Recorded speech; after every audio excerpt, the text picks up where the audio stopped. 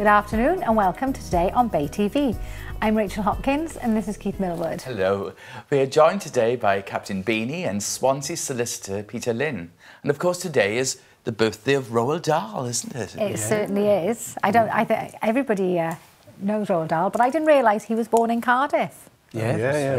Famous Welshman, yeah. So what's the first thing that comes to your mind when you think Roald Dahl? Oh, Charlie and the Chocolate Factory. Okay. What about... I was brought up with BFG, actually. BFG? Yeah. Tales of the Unexpected, I probably remember him from, but more. But I missed his younger. But Charlie and the Chocolate Factory was huge, of course. Yes. And I heard today from his wife that he didn't like the first film that was made. Because it's been made a couple of times. Okay, twice now, but of course it was the only film made before he died, and he never liked the Gene Wilder version, although I loved it. I do as well. Should we take a little look and remind ourselves? I've got another puzzle for you. Oompa, loompa, doompa dee dee. If you are wise, you'll listen to me. Who do you play when your kid is up? Rat, pampered and spoiled like a Siamese cat. Blaming the kids is a lie and a shame. You know exactly who's to blame. The mother and the father. Oompa, loompa, doompa dee da. If you're not spoiled, then you will go far. You will live in happiness too. Like the Oompa, loompa, doompa dee doo. It's sort of the first thing that you think about when you think Charlie and the Chocolate Factory, isn't it? You know, those Oompa Loompas. And even Oompa Loompa is almost a real word now. You know, people sort of describe, oh, she looks like an Oompa Loompa, he looks like an Oompa Loompa. I know, they're saying it all the I've time. ever been described as an Oompa Loompa at my height and when the fake tan goes a bit wrong. I was thinking about that. I can't mention my wife really, should I, in that, with the fake tan that went wrong, but only once was Oompa Loompa. Well, I like the stage versions, of course, you know, the musicals, Charlie and the Chocolate Factory, only recently finished in London, but it's been to Broadway. And, of course, Matilda, you know, and they're very successful shows. Huge very, show. very successful. Yeah, lovely. Good morals to them, all of them. Always a moral to the Roald Dahl film. It's almost it can be dark, very dark. Darkness as well, isn't it? Yeah. It's true to life, isn't it? Yes, but he went to Llandaff, school in Llandaff, and there's a story that he put a mouse in a sweet jar.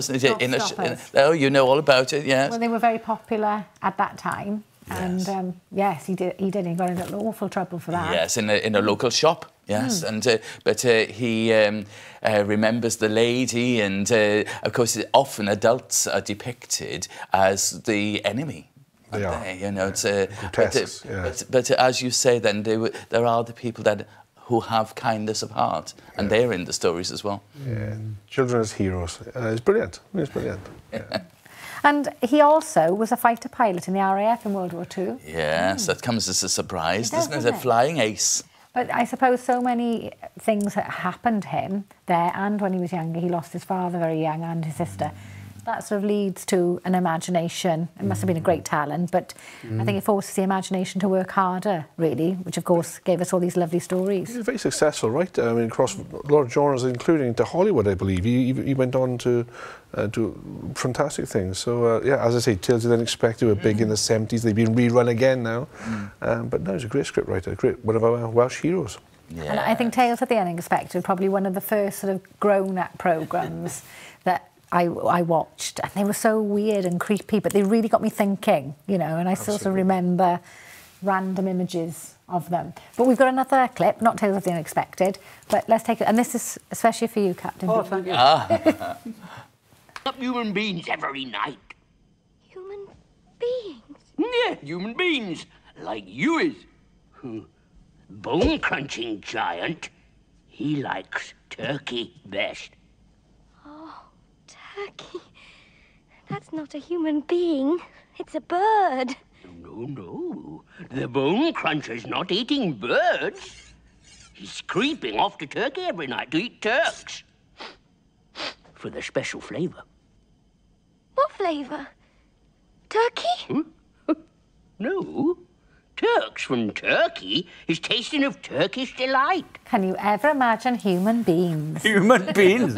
Wow, that is scary, isn't it? When you think of it, like, you know, it's a mindset of thinking that, you know, when I saw that originally, his mind was on that kind of strange parallel world of ours, like, you know.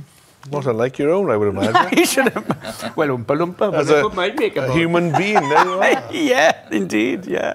Great. And of course, we're waiting for your book as well. Oh, well, you never know. It should be there in the forthcoming soon, future, yeah. Watch your space. Look forward to it. But there's so many great stories. You know, that was the Big Friendly Giant. Also, James and the Giant Peach. Oh, yes. Oh, yeah. Yes, yes, yes. Well, they're all great stories. But again, with my love of theatre, they make wonderful theatrical productions as well. And I've seen some good ones of James and the Giant Peach. Yes, tremendous. Yes. And your favourite? I think Charlie and the Chocolate Factory. I love it when the naughty little girls sort of choose the gum and then change it. Because it does sort of, as you say, great morals. Because, you know, children can be a little bit like that, can't they? Yeah. They need to learn not to just eat all the sweets all the Don't time. be greedy, yeah, it's good. Yeah, frighten my kids, yeah. Yeah. Fear them Grimm's into fairy behaviour. tales are just as bad, I think, yeah. Well, my little girl, she'll be 2 in November, and recently I've been buying books and this, that and the other. And I'll start reading, I'll be like, oh, look at this, it's Goldilocks and the 3 Bears. And halfway through, I'm thinking, oh, that's a bit scary. We'll leave that one. Yeah, so... It's amazing that the stories with some frightening features do last and Red Riding Hood, you know. Yes. Would have thought you were going to go to a cottage and there's a big bad wolf in there. And Rapunzel got stuck up a tower, you know. I mean, they frightened me, so, you know, I'm thinking, oh... Kids love it. They love... They enjoy being scared, love don't they? a bit of scariness, as long as it overcomes at the end. You can have great fun telling stories. I used to love making my own stories up, but there'd always be a wicked witch, a princess in a tower, and they have to be rescued. Yeah. I don't like it when the hero dies. I shouldn't have said that one about... No. When you got run over by a bus, that wasn't good. And he's so many quotes by Roald Dahl, but I picked a couple. I think this is really nice. And again, Captain Beany's so perfect. Yeah. A little nonsense now and then is cherished by the wisest men. That's so true, isn't it? You do have to have a bit of fun, a little bit of nonsense. Oh, yes. It's good for the soul, do you think? Yeah, I think it's a bit of a levity as well, like in it, going through certain circumstances in your life, and you just set it up most aptly as well. Like. I mean, you sort of do a lot of things that look like a bit of fun, a bit of nonsense, but it's for such a good cause, isn't it? Well, exactly. I mean, in this day of age, like, you know, I mean, there's been certain circumstances that people have been so close to the heart with things that have happened to them, and if I can put a bit of joyfulness and obviously ingratiate myself to the younger element, you know, it makes the world more bearable, or I should say it, a bit of happiness. It's in the news today. It's in the news today that the British have lost their sense of humour, possibly. Well, they obviously haven't seen Captain That's Beany. it, isn't it? Well, yes, yeah. You have to start a party up or something. Because we're also frightened to say jokes in case it's offensive and you know, political correctness. But you know, so it is a feature in today's news whether we are losing our sense of humour, but you are the exception to the rule. And your journey as Captain Beany started 31 years ago. Yeah, I can't believe it. In a bath of beans. Yeah. We have got a picture of you. Oh, right. But there it is, look. Well, that is frightening in itself, isn't it? Were they cold beans or warm beans? Well, at the time, like, you know, there's no preparation. I went literally into a cold bath anyway, and then the relevance of the baked beans was that people had the opportunity to pour them over me for a pound a tin. And this stock... lined up. Yeah, we had a year's supply, and we literally were just there, and the beans were, you know, coming up to my midriff and everything. And I thought, when you said about 31 years ago, when you said on this day, in this week, that's when I did it, 31 years ago. And the rest, as they say, is haricot history. Be working on that. They've been there before, haven't you? You've done so many crazy things, haven't you? You've pushed a tin of beans for a mile, was that? Yeah, with my nose and everything. I've scaled the heady heights of Mount Snowdon with a plate of them.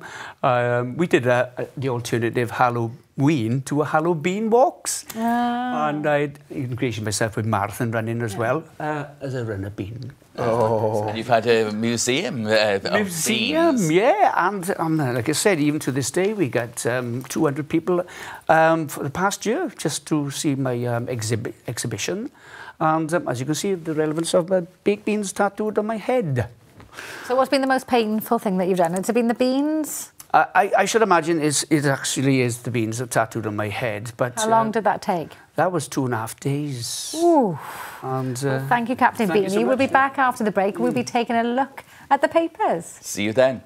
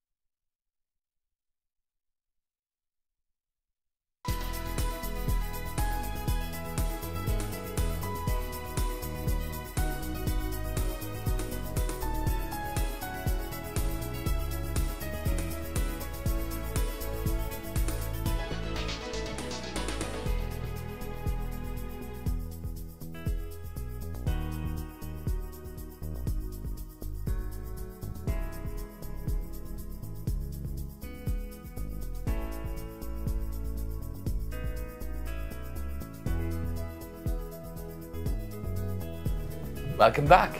I'm Keith Millwood and this is Rachel Hopkins. We're joined today by Captain Beany and Swansea solicitor Peter Lynn. Hello both. Should we take a little look what's in the papers today? So we're going to start off with the Western Mail, and the Western Mail has got news of the neck operation of Sam Orberton. Yeah. Looks like he might be out of action for 4 months.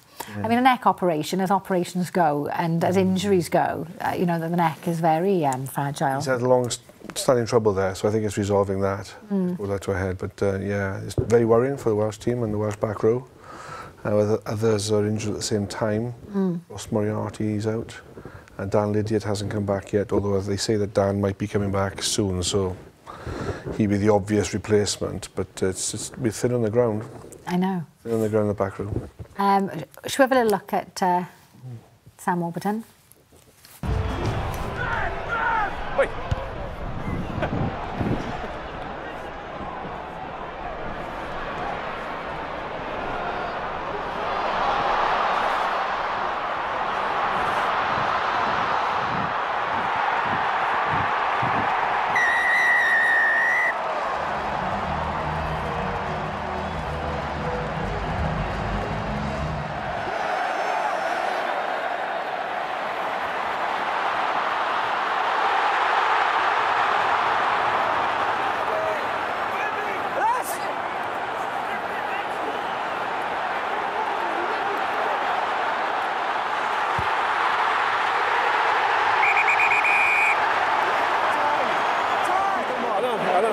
Tu n'arbitres pas. Le pays de Galles comme la France depuis tout à l'heure. Regarde, c'est Robert, s'il te plaît, Alain. Who's talking to me? En avant, regarde ce que je te dis.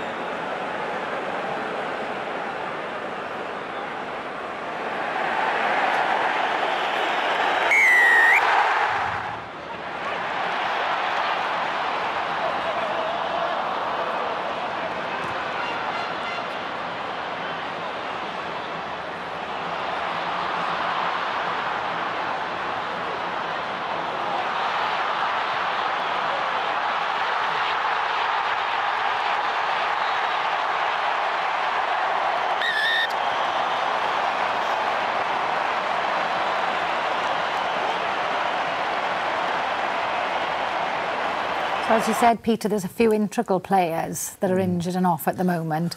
Are there anybody coming through? Because normally there are understudies, if you like. Well, there are. But anybody ready? Unfortunately, a couple of them are injured at the moment as well, though Aaron Shingler played for Wales through the summer, so he's first in line, I guess. But I think they're hoping that Dan Lydiard will be ready for the autumn internationals, and so do I, because the blindside position is a very specialist position.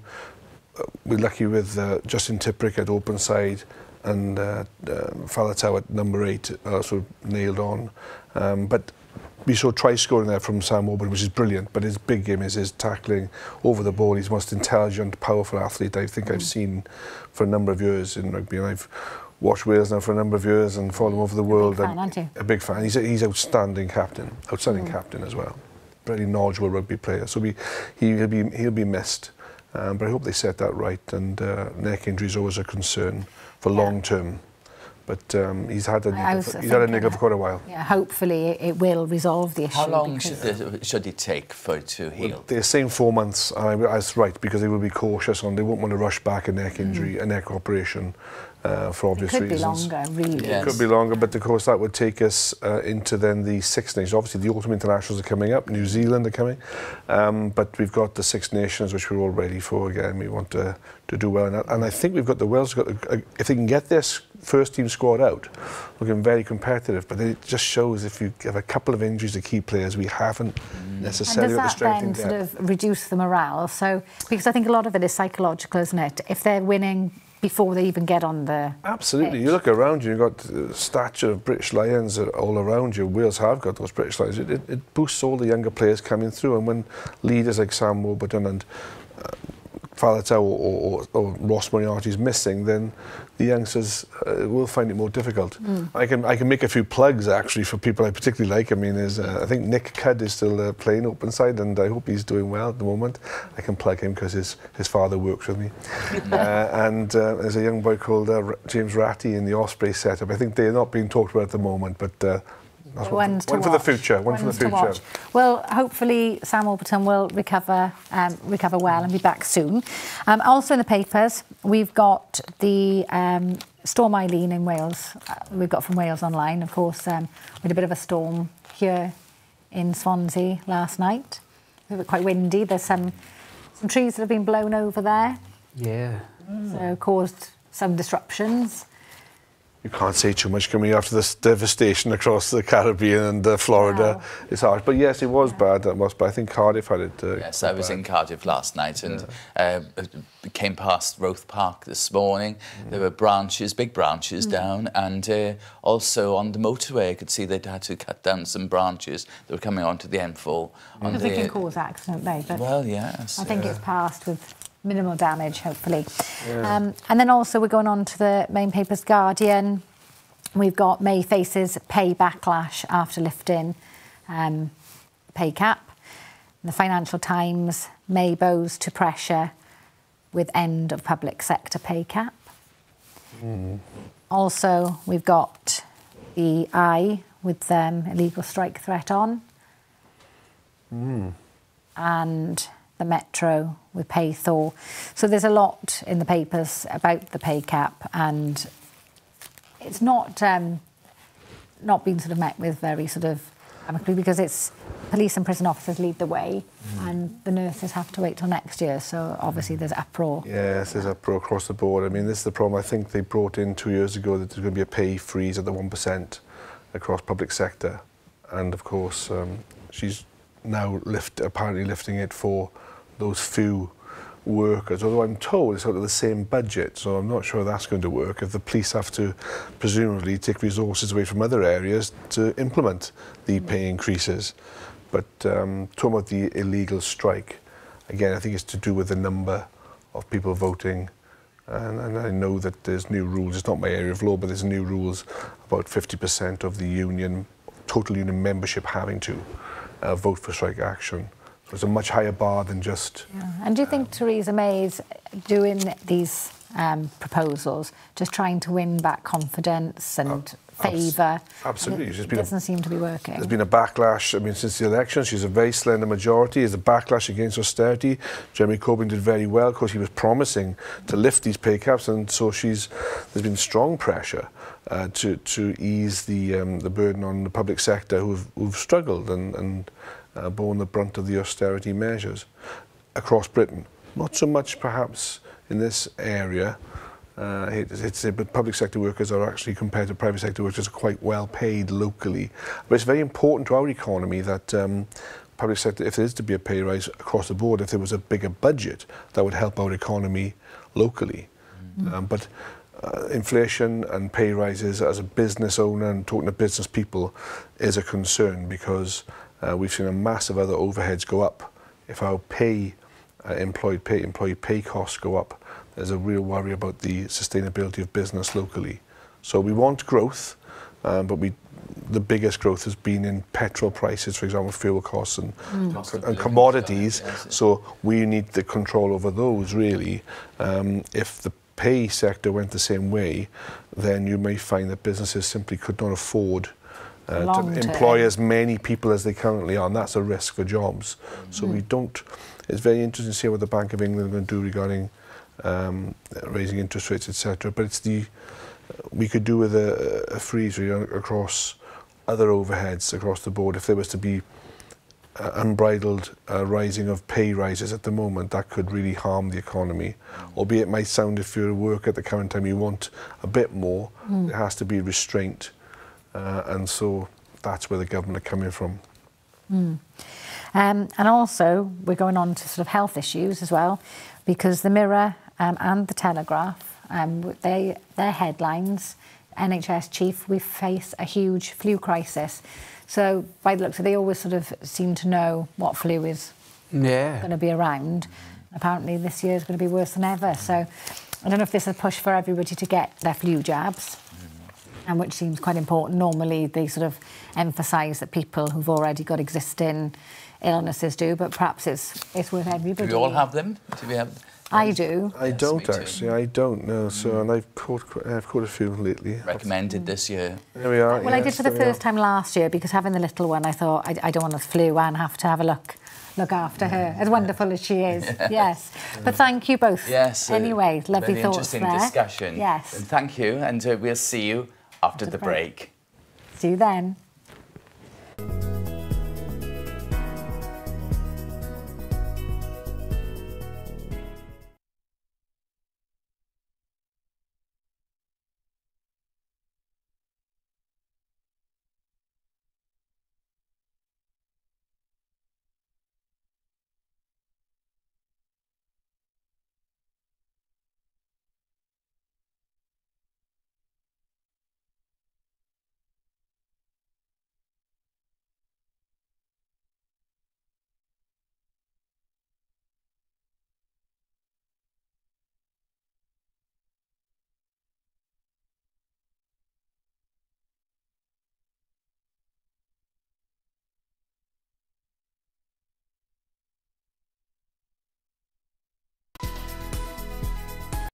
Down. Yeah. Yes, and you've got a show this out.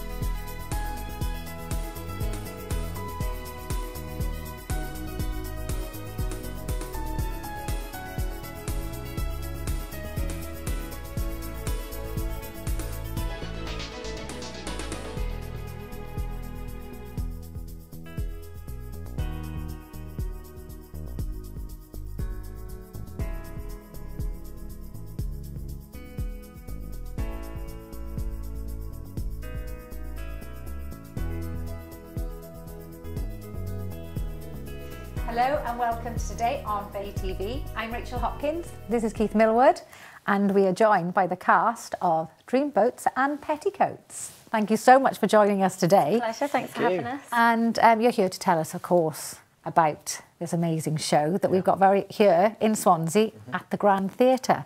So, Elizabeth, do you want to start off telling us when it's on and a little bit about it? Yeah, so we opened on Monday night in Swansea and we're here until Saturday night. We've got a matinee today and we've got a matinee on Saturday as well. So very busy, so thank you for taking the time. That's quite all right. It's a rolling schedule, but the sounds of it. Yeah. 8 shows a week. That's right, yeah. And you started this tour when? In January, back in January, yeah. Oh my gosh, and you're still standing. Yeah. Yeah, somehow, You look very alive, you know, so it must be all the fitness, I think, you know. Yeah. How would you describe the show? It's like a party on stage, I think. Yeah, definitely. Uplifting, isn't Yeah, it? it is, yeah.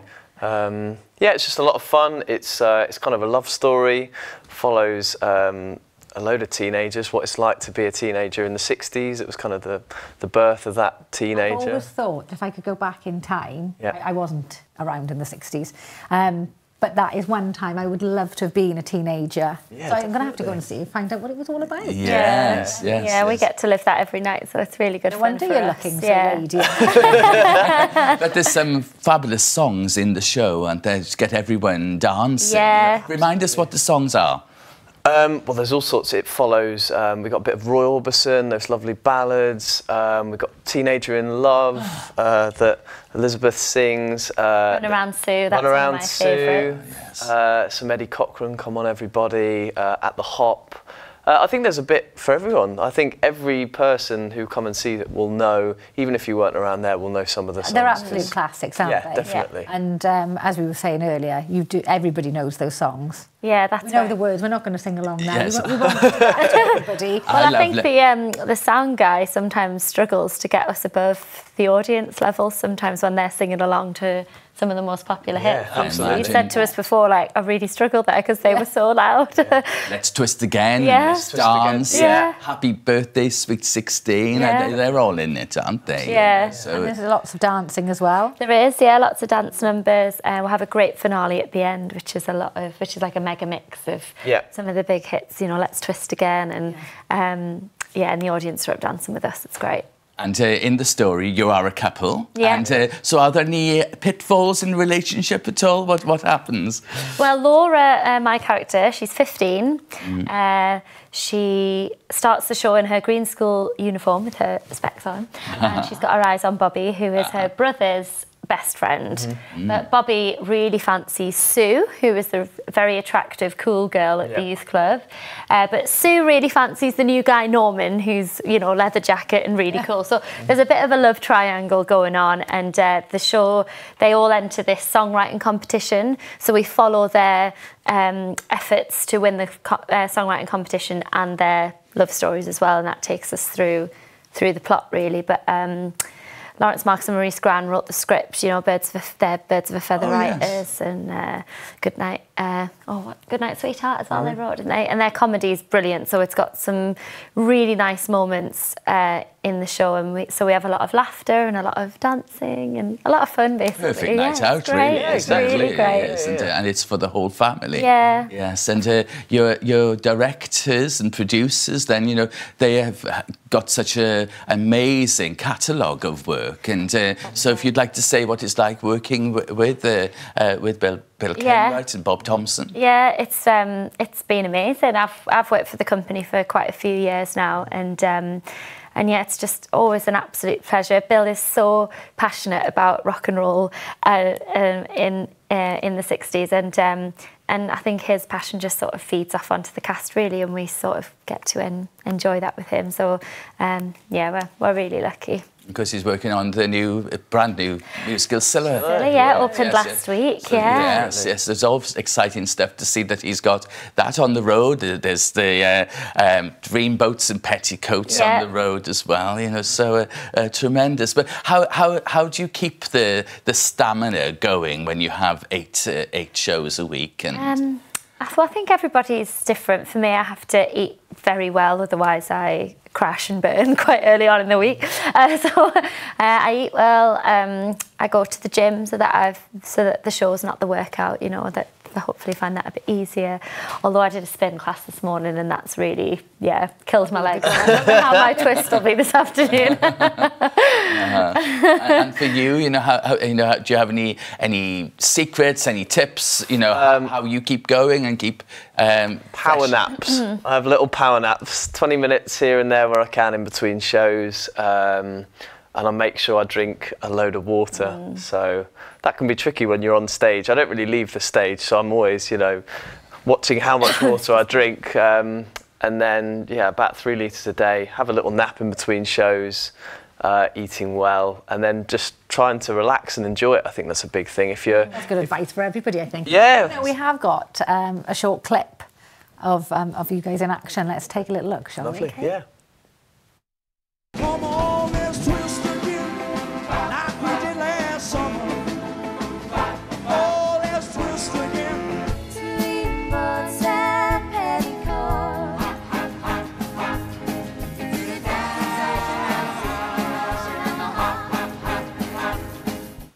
Such great costumes as well. I mean, you know, it was a time where fashion and music, there was so much freedom, wasn't there? Yeah. Before then, I think everything had been quite stifled. I think little girls just grew into their mums and... Yeah.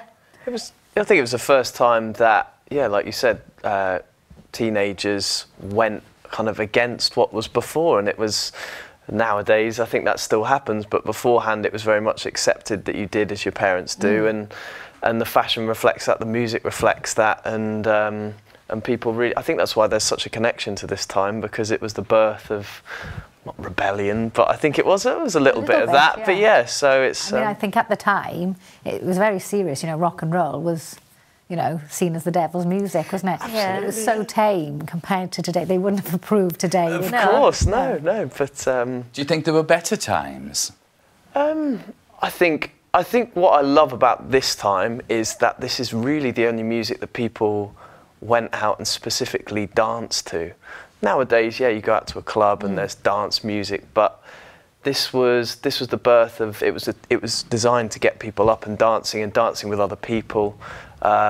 Which I love, and you kind of... When we see how popular the show is, wouldn't it be great if, you know, there was somewhere that everybody could just go and do this? It's sort of a discotheque, if you like. That's what they were called, weren't they? But it is a special show, really, because it's a show which has evolved from a very successful CD recording. Yeah, that's right. Yeah, the Dreamboats and Petticoats compilation album was out 10 years ago, and Universal and Bill Kenwright got together to do the musical on the back of the success of the album, and the musical itself has been really successful as well, so it's great. Even before the musical, the album had sold over 2 million. That's right, copies, you know, so but it's quite a different story to think that that a show has come from a recording, really. It's, you know, often the other way around, isn't it? You know, it's the only one of its type, as far as I'm aware, but yeah, I think it, obviously the music is the main thing, but what Marks and Gran have done is make a really heartfelt story that people can come and watch as well. These are the writers then, you know, who have put the songs together in a lucid story. And of course it's been so successful that it has had spin-offs like Save the Last Dance for Me and Dream Boats and Miniskirts, I believe. Yes, you know, so but it says a lot about the show that you know it keeps people coming back, and then there are these spin-offs as well. Yeah, very colourful show, isn't it? Oh yes. I think we all need that. Oh yes, like an injection in the arm to keep us all going. Yeah, exactly. Yes. A lot of the fans at stage door afterwards, you know, they often say like, "Oh, I just feel so uplifted after watching that," and "Oh, you've brought me so much joy this evening," and that's such a pleasure as an actor. Like, we're so lucky to be a part of something that, you know, allows people to go back to a time that, you know, and just reminisce and have a really good evening. And they really invest in the story as well, don't they? And a lot of the time, they can't help themselves at the end, and we have a lot of like, "Go on, Bobby," and like, you know, it's so lovely. It's really nice. So, and it just shows they're obviously investing in the story with us as well, which is really lovely. Soap opera story, music and dancing. Yeah. What's not to love?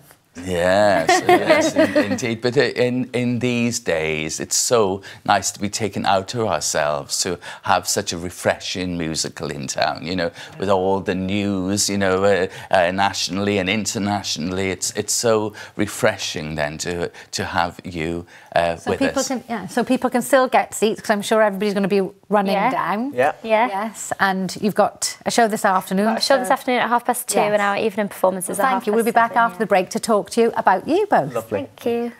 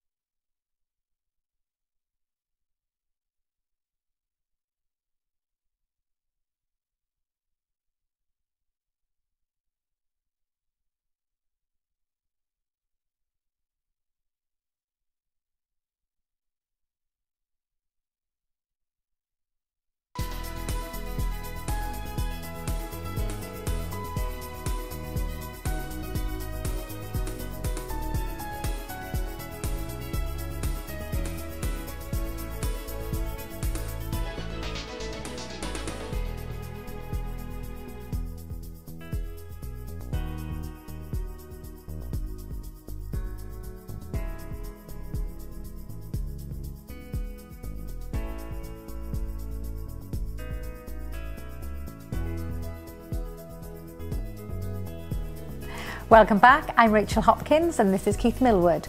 And now we're joined by Alistair Higgins and Elizabeth Carter from Dreamboats and Petticoats. So, you've got such wonderful careers yourselves, haven't you? I'm just wondering if you would kindly share with us the different productions that you've been involved in.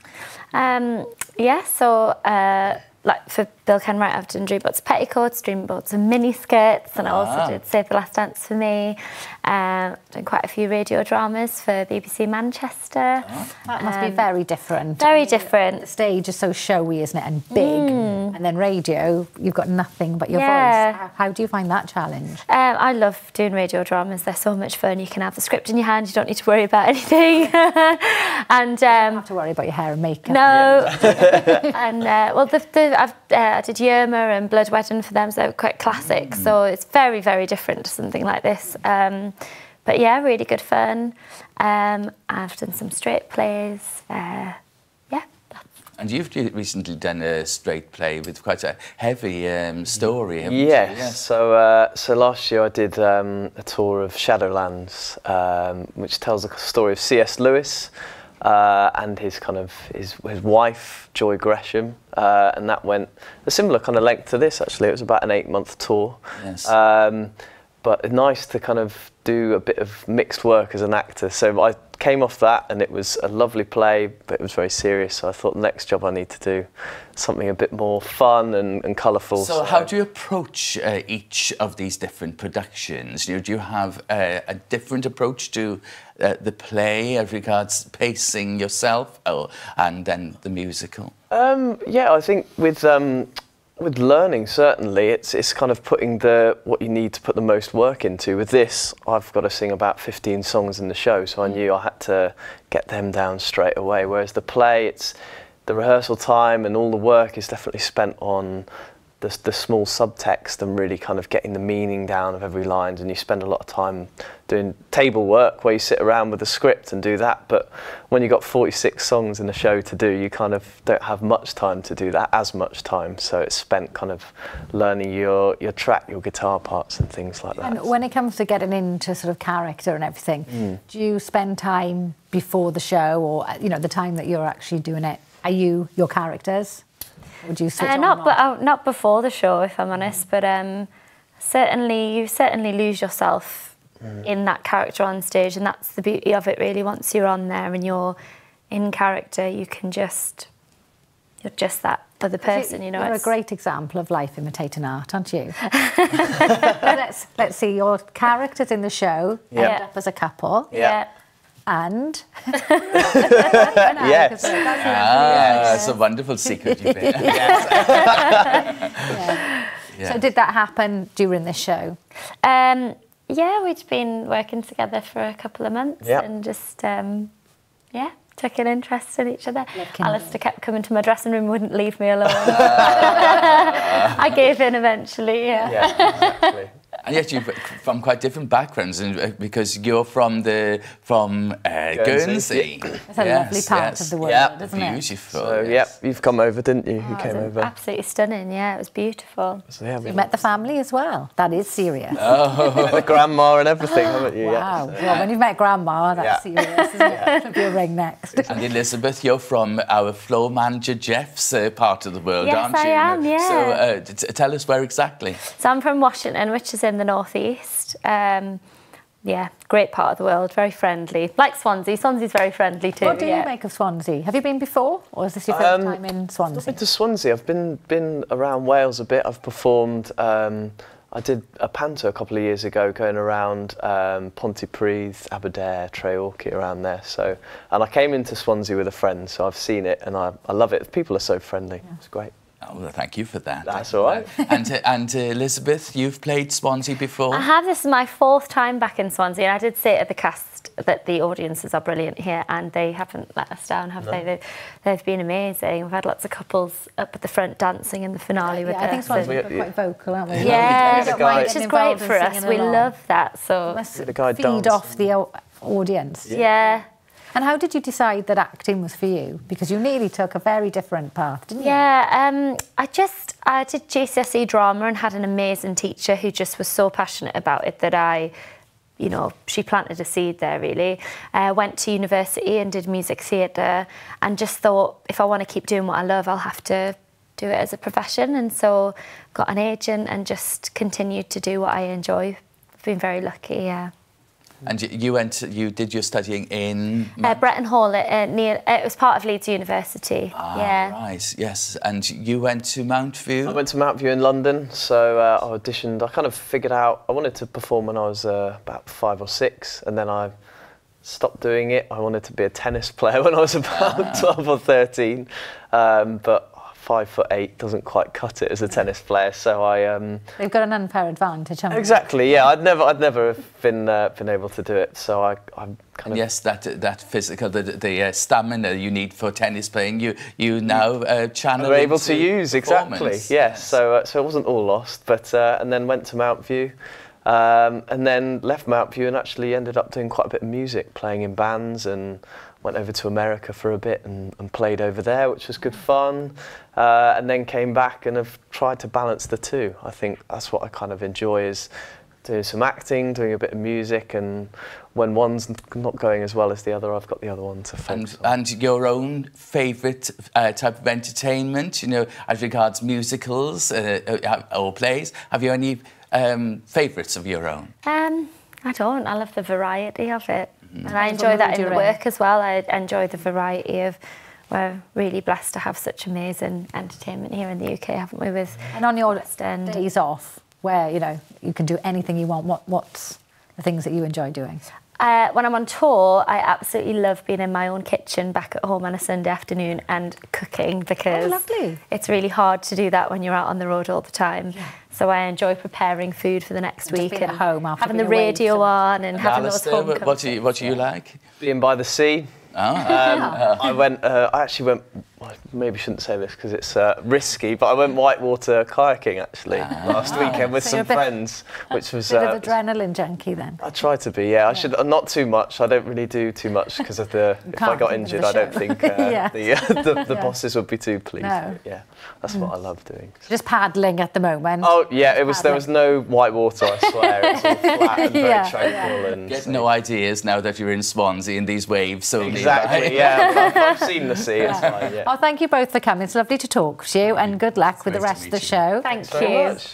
Thank you for everybody for joining us today. And next on Bay TV, we have our afternoon matinee movie, which is the great comedy Saps at Sea, starring Laurel and Hardy. All the very best. See you tomorrow.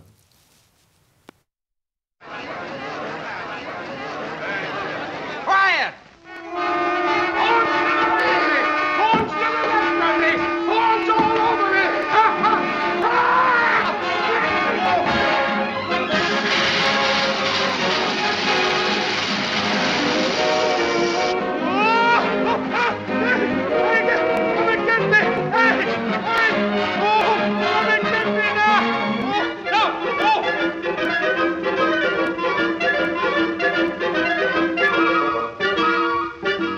Don't you realize the effect the sound of a horn has on me?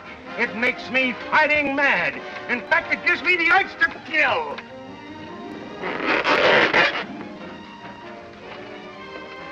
Are you going to stand for that? No, not. Blow the horn, Stan! Blow the horn! That's it! Blow that horn! Blow it, Stan! Blow that horn! Blow that horn, Stan!